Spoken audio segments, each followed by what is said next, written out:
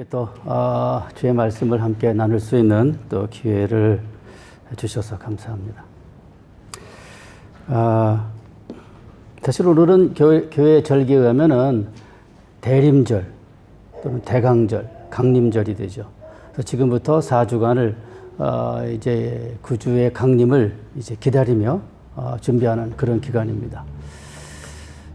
그런데 사실은 지난주 목요일이 아시는 바와 같이 사실 우리 여기서도 그런지 모르겠습니다만 미국에서는 소위 추수감사절 해서 이제 휴일을 지키고 있고, 그래서 우리 딸들이 미국에 있는데 그날을 이제 목요일부터 금요일까지 해서 이제 휴가를 보내는 걸 보게 됐습니다. 그래서 저는 오늘은 이제 우리가 한 해를 보내면서 또 추수감사절 절기를 맞이해서 우리가 제대로 하나님 앞에 감사하고 있는가, 그죠? 우리의 감사를 한번 돌아보는 그런 시간을 통해서 하나님께 좀 더 나아가는 그런 시간을 갖기를 바랍니다. 사실 우리가 살면서 잘못 알고 있는 그런 은연중 착각하고 있는 것들이 꽤 있습니다. 잘못된 상식이죠. 여러분들 그런 말 들어봤을 거예요. 뜨거운 물 속의 개구리, 그 개구리를 갖다가 이제 물 속에 넣고 불을 서서히 데우면은 개구리가 빠져나오지 못하고 거기서 그냥 죽는다고. 거기 이제 익숙해져 있기 때문에 빠져나오지 못하고 그냥 죽는다. 그런 얘기를 많이 듣고 있어요. 그런데 사실은요, 개구리에게 물에 집어넣고 온도를 높이잖아요. 끓이면은 뜨거워서 밖으로 걸어 나와요. 기어 나와요. 거기서 가만히 앉아 죽는 게 아니라. 근데 우리는 개구리를 그렇게 물 속에 넣으니까 어느 한 곳에 안주하게 되면은 거기 이제 빠져버린다 그러는데 사실은 그렇지 않습니다. 그렇죠? 뜨거우면 지각 밖으로 기어 나와요. 또 하나는 어떤 사람이 이제 냉동고에 갇혔어요. 냉동고에. 그러면 이제 냉동고인데 사실은 전기가 연결이 안 됐기 때문에 춥지 않죠. 근데 그것이 냉동고라는 사실만 알고 그만 얼어 죽었다. 뭐 이런 얘기 들어본 적 있을 거예요. 사실은 아니라 실험해 봤어요. 실험해 봤더니 냉동고에 들어갔는데 가만히 있어 보니까 아무 일도 발생이 안 생기는 거야. 그래서 그냥 푹 잤대요. 푹 잤대. 그러니까 이거 우리가 잘못 알고 있는 상식들이죠. 자, 그런데 이제 성경에 대해서도 우리가 사실 종종 잘못 알고 있는 상식들이 여러 가지 있는데, 이제 그 중에 이제 오늘 말씀을 드리겠습니다만은, 여러분, 혹시 성경에 갈보리가 나옵니까? 갈보리 십자가 많이 있잖아요. 갈보리. 성경에 갈보리는 안 나옵니다. 갈보리란 말은 골고다라는 말에서 온 거, 골고다라는 말에서 온 건데, 골고다라는 말이 사실은 골고다가 뜻이 뭐냐면 해골이에요. 해골. 아람어로, 그죠? 근데 이제 이 해골이란 말을 라틴어로 칼바리아라고 쓰고, 이 칼바리아에서 영어에 칼바리가 왔고, 영어의 칼바리를 우리말로 갈보리로 바꾼 거예요. 따라 성경 어디에도 갈보리는 없습니다. 그냥 골고다밖에 없는데, 우리는 이제 찬송에 나오니까 실제로 이제 성경에 갈보리가 나오는 줄로 그렇게 착각하게 되는 거죠. 또 하나, 마가의 다락방 여러분 들어보셨죠? 성경에 마가의 다락방 나와요? 안 나와요. 없어요. 그죠? 그냥 초대교 120문도들이 모여서 기도한 곳이 다락방인데, 그 다락방이 그러나 마가의 다락방이란 말은 없어요. 사실은 이제 사도행전 12장 12절 보게 되면 교회가 모인 곳은 마가 요한의 어머니 마리아의 집에서 모였어요. 마리아의 집에서. 그 집 주인을 마리아라고 말한다면 그 다락도 어쩌면 마리아의 다락이라고 말해야지 사실 성경적입니다. 이런 얘기 또 많이 있는데 그것까지 하고, 자, 이제 오늘 본문은 우리가 잘못 알고 있으므로 은연중 착각하고 있는 진리 하나를 일깨워 줍니다. 그것이 뭔가? 오늘 본문은 사실 두 개의 이야기가 연달아 등장하는 계속되는 그런 연속 본문입니다. 근데 사실 보통 우리들은 성경을 읽을 때 이 두 사건을 떼어서 생각하기 쉬워요. 떼어서 읽기가 쉬워요. 그죠? 왜냐면 여기 이제 장과 절이 다르고 또 이게 보면은 제목이 나오잖아요. 보통 성경 보면 그러니까 이제 제목이 다르니까 이 동그라미가 있으니까 다른 이제 이야기로 알기 쉬운데, 그럼 우리가 알아야 할 것은 성경의 장과, 특별히 신약 성경의 장과 절이 부여된 것은 16세기 때입니다. 16세기 때. 그 전까지는 성경에 장절의 구분이 없었어요. 그냥 쭉 연결돼 있어요. 그러다 이제 16세기 때 스테파노스가 이제 그것을 이제 장과 절을 나누면서 이게 분리가 된 거예요. 그전에는 쭉 연결되어 있었어요. 근데 우리는 이제 오늘날 이렇게 잘 편집된 이 성경을 보면서 장과 절에 분리되어 있으니까, 요거는 이제 무익한 종의 비유, 요거는 나병 환자의 기사, 뭐 이렇게 구분하기 쉬운데, 그러나 사실은 원래 누가가 이 글을 쓸 때 연이어 쓴 거예요. 그러면 이 두 이야기가 서로 연속적이고 서로 연결되어 있다는 것을 보여주는 중요한 하나의 그 캐치워드가 뭐냐면은 바로, 잘 보세요, 여러분. 9절 보세요, 9절. 본문에 보면은 9절이 있죠? 이렇게 되어 있어요. 명한 대로 하였다고 종에게 감사하겠느냐란 말이 있고, 또 16절 보세요. 16절. 예수의 발 아래 엎드려 감사하니 그는 사마리아 사람이라. 이 감사란 단어가 두 이야기에 공통으로 나오고 있어요. 연결되고 있는 거죠. 이 감사라는 단어를 통해서 이제 이 성경 저자 누가는 이 이야기를 연결시키고 있는 거예요. 근데 물론 이제 그 9절의 감사는 명사고 16절의 감사는 동사인데 같은 어근이에요. 어근에서 왔어요. 즉 성령의 감동으로 누가는 이제 이 두 이야기를 한데 연결시켜서 말하고 있는 겁니다. 자, 우리가 다 아는 대로 여러분, 이 복음서는 역사서가 아닙니다. 예수님의 이야기 일대기를 그렸기 때문에 뭐 정기고 따라서 역사서라고 생각하기 쉽지만, 그러나 그렇게 생각하지 말아야 할 것은 뭐냐면, 할 수 없는 것은 뭐냐면은 이 이야기들이 순서가 달라요. 마태복음 다르고 누가복음 다르고 순서가 달라요. 만약에 역사서라면 뭡니까? 발생된 순서대로 기록되어야죠. 그렇지 않기 때문에 복음서는 이제 역사적인 사실에 근거하되 역사서는 아니에요. 이 말은 뭐냐면은 누가 선생님은 이 두 이야기를 다른 데 배치할 수도 있었어요. 다른 데. 그러나 성령의 감동으로 두 이야기를 연결시키고 있는 거예요. 무엇을 근거로 해서? 감사라고 하는 그 제목, 그 단어를 중심으로 해서 연결시키고 있는 거예요. 그러면서 사실은 이제 이 성경교자 누가는 상당히 그런 아주 문학적인 솜씨가 탁월한 그런 분으로 우리가 이제 일반적으로 알고 있습니다. 그래서 여기서도 이제 누가는 이 문학적 장치를 통해서 두 이야기를 감사라고 하는 연결고리를 통해서 묶어서 전달하고 있는 것입니다.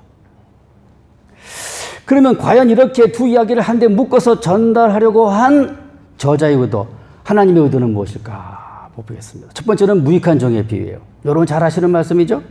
하루 종일 종이 있는데 하루 종일 들에 나가 밭을 갈고 양떼를 돌본 종이 있었어요. 그가 고된 하루 일과를 마치고 집에 돌아오게 되면은 휴식입니까? 이제 편히 먹고 싶니까? 오늘 성경은 그렇게 말하고 있지 않습니다. 7절, 8절을 보세요.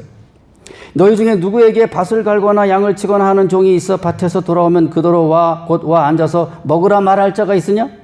도리어 그더러 내 먹을 것을 준비하고 띠를 띠고 내가 먹고 마시는 동안에 수종 들고 너는 그 후에 먹고 마시라 하지 않겠느냐? 종이 맡은 그 모든 일을 다 수행했다고 해서 결코 주인은 그에게 감사하지 않습니다. 왜냐하면 그것은 종이 당연히 해야 할 의무이기 때문에. 오히려 맡은 일을 다 행한 후에도 여전히 그는 뭐라고 말해요? 나는 여전히 무익한 종입니다라고 말하는 거예요. 그렇게 성경은 말하고 있어요. 즉 종이 자기 맡은 일을 성실히 잘 수행했다고 해서, 임무를 완수했다고 해서 결코 주인은 그에게 감사하지 않습니다. 그 다음에 이어지는 나병 환자의 치유를 보겠습니다. 사마리아와 갈릴리 마을 사이로 이제 주님이 들어가시자 나병 환자 10명이 멀리 서서 부르짖습니다. 왜 멀리 서서 부르짖을까요? 나병 환자들은 동네 안에 들어올 수가 없죠. 그죠?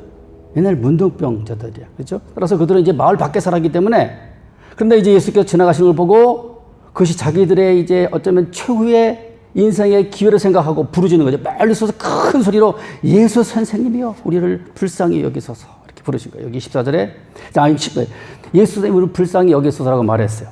그러자 예수께서 그들을 보시고 불쌍히 여겨서 이제 뭐라고 말하냐면 가서 제사장들에게 너희 몸을 보이라 그렇게 말씀했어요. 사실 이건 좀 의아하죠. 제사장들은 그 당시에 사실 의료 감독관 역할을 했습니다. 그래서 만약에 나병 환자가 병을 나으면은 이제 그를 제사장에게 보이고 제사장이 그걸 확인하면 다시 마을로 들어올 수가 있는 거예요. 그건 전제는 뭡니까? 조건은 뭐냐면은 그가 다 나은 것이 확인된 다음에 제사장에 가는 것이지 아직 병도 낫지도 않았는데 가면 안 되는 거죠. 그런데 예수께서 뭡니까? 가서 제사장들에게 너희 몸을 보여라 이 말이에요. 여기서 만약에 그들이 믿음이 없었더라면은 어떻게 해요? 아니 뭐 아무것도 낫지 않았는데 뭘 가서 뭐해? 하고 아마 안 갔을지도 모르겠습니다만, 그러나 이제 여전히 예수님에 대한 소문을 듣고 그분이 어떤 분인지 알았기 때문에 그 말씀대로 간 거예요. 가다가 병이 났어요. 깨끗하게 됐어요. 기적이 일어난 거예요. 하나님 말씀을 어떤 때는 들으면은, 야, 이렇게 해서 될 것 같아? 아니, 그렇게 한다고 뭐 나아질 것 같아? 무슨 일이 벌어질 것 같아? 라고 우리 마음속에 의심이 들지 모르겠습니다. 많은 거나 믿음대로, 말씀대로 행하면은 기적이 일어나는 거예요. 근데 만약에 그냥 그런 우리 인간적인 상식과 이성으로 판단해서 그렇게 되겠어? 그래, 무슨 일이 벌어지겠어? 라고 그렇게 인간 상식적인 판단하게 되면 상식적으로 안 일어나요. 기적은 상식 밖의 일이에요. 그렇죠? 따라서 여기서 이 사람들이 이제 주님 말씀을 듣고 아직 몸이 낫지도 않았음에도 불구하고 갔을 때 가는 동안에 기적이 일어난 겁니다. 자, 그래서 이제 그런데 10명이 가서 다 나음 받았는데 몇 명만 돌아왔어요? 한 명만. 공교롭게도 이방인인 사마리아 사람만 돌아와서 주님께 감사를 드렸습니다. 자, 그러자 주님은 이렇게 책망했습니다. 우리 17절, 18절 같이 보실까요? 17, 18절. 자, 같이 읽겠습니다. 예수께서 대답하여 이르시되 10사람이 다 깨끗함을 받지 아니하였느냐? 그 9은 어디 있느냐? 이 이방인 외에는 하나님께 영광을 돌리러 온 자가 없느냐 하시고. 그렇죠? 이 말씀에 의하면은 그 나머지 9명 역시 반드시 돌아와서 마땅히 하나님께 감사를 드려야 했어요. 그런데 자기들에게 베풀어진 하나님의 은혜에 대해서, 기적에 대해서 감사하지 않았기 때문에 책망을 받게 된 것입니다. 물론 여기서 이제 이 이방인과 유대인의 대조도 볼 수가 있어요. 아마 유대인들은 자신들이 병이 나은 것이 자신들이 아브라함의 자손이기 때문에 뭐 당연히 그랬을 것이라고 생각할지 모르겠어요. 또 이방인은 자신은 사마리아인이기 때문에 그런 것을 특별히 더 느꼈을지 모르겠습니다만 중요한 건 뭡니까? 어쨌든 간에 돌아와서 감사한 사람 이방인이고 유대인은 아니었고, 여기도 역시 이제 하나님의 복음이 유대인에게 먼저 증거되었으나 그들이 거절했을 때 이 복음이 이방인에게 간 그런 사실을 또 우리가 여기서 보게 되는 겁니다. 자, 이제 이 두 이야기를 성령의 의도대로 한데 묶어서 연결해 해석하면 우리 이제 본문의 교훈을 깨닫게 됩니다. 첫 번째, 무익한 종의 비유에 따르면은 종들은 그 한 일로 인해서 어떠한 감사를 기대할 수가 없습니다.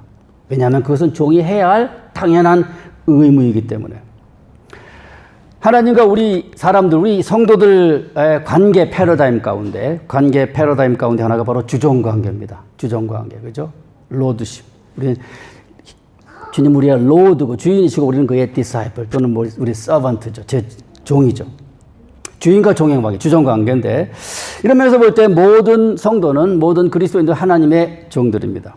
사실은요, 이 종이란 말은 사실 헬라 원문에 그 둘로 쓰는 말인데 이 말의 의미는 사실은 종이라기보다는 노예라는 의미예요. 노예. 근데 사실 이것이 이제 16세기 때 성경 번역할 때 그 단어를 사실은 너무 슬레이브란 말이 너무 천마하기 때문에 집사에 가까운 서번트로 바꾼 거예요. 그러나 실제로 원래 성경 본문에 의하면은 이 둘러스란 종이란 말은 슬레이브예요, 슬레이브. 노예예요, 노예. 우리는 어쩌면 하나님의 노예예요. 노예는 뭐가 없어요? 의지가 없어요. 자기 마음대로 할 수 있는. 전적으로 주인의 뜻에 따라야 하는 것입니다. 자, 그렇다면 이제 예수 믿고 그리스도 안에서 우리가 행하는 모든 일들은 종으로서, 노예로서 우리의 당연한 의무입니다. 교회에서 우리가 목사로, 전도사로, 장로로, 집사로, 권사로, 교사도 하고 성가대도 하고 주차, 식당, 봉사 다 하죠. 이 모든 일들은 성도로서 우리가 해야 할 의무인 것입니다. 그리고 하나님은 성도로서 우리가 행하는 모든 일들에 대해서 결코 감사하지 않습니다. 왜? 그것은 종으로서 당연히 우리가 해야 할 의무이기 때문에. 따라서 우리는 교회에서 또는 하나님을 위해서 우리가 행하는 모든 일들에 대해서 어떠한 보상이나 대가를 기대할 수 없습니다. 기대해서도 안 됩니다. 이것이 이 무익한 종의 비유예요. 왜? 마땅히 해야 할 이 모든 일을 다 한 다음에도 여전히 우리는 무익한 종이라 그렇게 말할 수밖에 없기 때문에. 그와는 반대로 이제 두 번째 나병 환자의 이야기에 따르면은 그 나병 환자들은 하나님이 그들에게 행하신 모든 은혜에 대해서 반드시 감사해야 합니다. 우리 모두는 사실 예수 믿기 전에 나병 환자 같은 다 중증 환자들이었습니다. 다 죽을 수밖에 없는, 멸망받을 수밖에 없는 그런 환자였는데, 그러나 주님 만나서 우리가 치유받고 회복된 거예요. 다시 살아나게 된 거예요. 그러므로 우리는 이제 하나님께서 우리에게 베푸신 그 모든 은혜에 대해서는 반드시 감사해야 하는 것입니다. 여러분, 시편을 종종 보게 되면은 시편에서 다윗이 종종 자신의 구원받음에 대해서 감사하는 것이 여러 번 나와요. 이미 구원받은 백성임에도 불구하고 늘 자신의 구원을 또 자기가 받은 구원으로 인하여 하나님을 찬양하는 것을 많이 보게 됩니다. 자, 그런데 이제 우리는 은연중에 착각하고 삽니다. 무슨 착각인가? 하나님께서 우리에게 행해 주신 모든 일들은 다 당연한 것으로 간주하고 take it for granted 이런 말이 있죠. take it for granted. 당연한 것으로 생각하고 반대로 우리가 하나님을 위해서 또는 교회를 위해서 한 일들은 뭔가 특별히 대가와 보상을 받아야 한다는 착각 속에 사는 것이죠. 그러나 성경은 그렇게 말씀하고 있지 않습니다. 우리는 성도로서 교회에서 목사, 전도사, 장로, 집사, 권사로서 교회에서 여러 봉사를 하지 않습니까? 이것은 우리가 하나님의 종으로서 마땅히 해야 할 일인 것입니다. 그리고 우리가 행한 이 모든 일들에 대해서는 어떤 대가나 보상을 기대할 수가 없습니다. 그러나 반대로 하나님께서 우리에게 베푸신 그 모든 은혜에 대해서는 이건 결코 당연한 것이 아니라 반드시 항상 감사해야만 하는 것입니다. 여러분, 여기서 이제 한 가지 아마 여러분도 아마 들은 얘기일지도 몰라요. 하나 얘기를 제가 하겠습니다. 아마 들은 얘기일 수도 있는데 16살 중학생 아들이 어느 날 등교하면서 엄마에게 자기 책상 위에 쪽지 한 장을 남겨놓았어요. 그리고 이제 엄마한테 한번 읽어보라고. 그래서 아들이 등교한 다음에 엄마가 이제 그 아들 방에 가보니까 책상 위에 쪽지 하나가 있었는데 그것은 용돈 청구서였습니다. 내 방 청소값 2,000원, 엄마 신부름값 3,000원, 아빠 구두 닦은 거 3,000원, 두 합 8,000원 청구합니다. 떠났어요. 아들이 학교 돌아오자 엄마는 이제 아들에게 쪽지를 잘 읽었다고 말하며 방에 가보라고 말했습니다. 아들이 자기 방에 들어가니까 봉투 하나가 또 있는데 거기에는 이제 용돈 8,000원과 엄마의 쪽지 한 장이 들어있었습니다. 엄마의 청구서. 너를 세상에 태어나게 해준 것 공짜. 너를 16년 동안 밥 먹여준 것 공짜. 너를 16년 동안 옷 사입혀준 것 공짜. 너를 여태까지 공부시켜준 것 공짜. 도합 모든 것 다 공짜. 혹시 이 아들의 태도가 우리의 태도는 아닐까? 그죠? 응? 내가 지금 받고 누리는 것, 내게 주어진 가정, 자녀, 직장, 건강, 이 모든 것들은 다 당연한 것을 생각하고, 그죠? 그건 당연한 것을 생각하고, 그러나 내가 뭔가, 교회를 위해서 또 하나님을 위해서 한 일들은 뭔가 특별한 것으로 생각하는 이런 착각. 아마 이번 기회에 이런 것들을 우리가 고치고, 수정하고, 우리 잃었던 감사를 회복해야 될 줄로 믿습니다. 자, 이제 하나만 마지막으로 하고 마치겠습니다. 여기 보면 이제 세 번째는 제가 또 한 가지 말하고 싶은 건 뭐냐면은 감사를 잃으면 더 중요한 것을 잃어버리는 구원을 잃어버렸어요. 여러분 잘 보세요, 여러분. 여기에 지금 10명의 문둥병자가 나음을 받았죠. 그렇죠? 그런데 9명 어떻게 했어요? 안 돌아왔죠. 돌아온 그 사마리아 사람에게 예수께서 하신 말씀이 뭐냐면 여기에 19절을 보세요. 결론이죠. 19절 뭐라고 돼 있어요? 그에게 이르시되 일어나 가라. 내 믿음이 너를 구원하였느니라. 자, 육체의 질병이 나은 것, 기적이고 감사할 일이지만 뭡니까? 그러나 그걸로 끝나고 아마 그 사람들은 구원받지 못했을 거예요. 그러나 자신의 질병에 대해서 나음받고 돌아와서 감사한 그 사람은 어떻게 됩니까? 더 큰 선물을 받았죠. 뭐예요? 육체의 질병을 나은 것보다 더 큰 선물이 뭡니까? 영적인 구원을, 하나님의 나라를 선물로 받은 거예요. 영생을 선물로 받은 거예요. 감사를 잃으면 더 큰 것을 잃을 수도 있어요. 그러니까 우리에게 주어진 이 모든 것들이 당연한 것이 아니고 또 내가 지금 갖고 있는 것들이 영원한 것도 아니에요. 저희 집이 제가 고등학교 때 조그만 구멍가게를 했었어요. 이제 구멍가게를 했는데 거기에 어떤 그 중년의 아저씨가 그 아저씨의 아들이 나하고 동갑이니까 이제 그렇죠. 그런데 그분이 늘 와가지고 이제 그 소주를 마시고 남겨뒀다가 다음날 또 와서 조금 마시고 또 남겨두고 그래요. 그리고 이제 안주에다 드시고 그러는데 그분은 누구였냐면 사실은 서울대를 나오고 아주 잘 나가는 어떤 연구소 연구원이었어요. 남들이 부러워하는 그런 학식과 또 사회적 위치도 있고 그런 분이었어요. 그런데 어느 날 교통사고를 당했는데 뇌를 다쳤어요. 그래가지고 한순간에 그제까지 쌓았던 모든 그 자신의 학문과 지식과 이 모두를 잃어버렸어요. 그래서 뭡니까? 그냥 이거 다 잃어버렸기 때문에 지금 뭐예요? 그냥 어린애 정도 수준밖에 안 된, 지능밖에 안 된 거예요. 사는 일이 할 수 있는 게 아무것도 없으니까 어떡합니까? 맨날 와서 술만 마시고 그렇게 아주 인생이 폐인이 돼버렸어요. 놀라운 일이죠. 여러분, 오늘 우리에게 주어진 것들은 다 하나님의 선물로 주어진 것입니다. 내가 갖고 있는 이것이 영원하지 않을 수 있어요. 어느 순간에 하나님이 가져갈 수 있어요. 누가복음 12장에 보면 뭡니까? 그 종이 어떤 어리석은 부자 비유가 나오죠. 오늘 올해 곡식 농사가 잘 됐으니까 내가 창고를 짓고 거기 쌓아두겠다고 말하잖아요. 그러나 이 하나님께서 뭐라고 말합니까? 이 어리석은 종아, 오늘 밤 내가 내 모든 것을 내 영혼을 도로 찾으리니 내 예비한 것이 누구의 것이 되겠는가? 이런 말씀이 있어요. 이 말은 뭐냐면은 내가 지금 갖고 누리고 있는 모든 것들이 영원한 것이 아니고 하나님이 언제든지 오늘 밤에 내 영혼을 도로 찾으리. 그럼 다 끝나는 거죠. 따라서 뭡니까? 내게 있을 때 감사해야 돼요.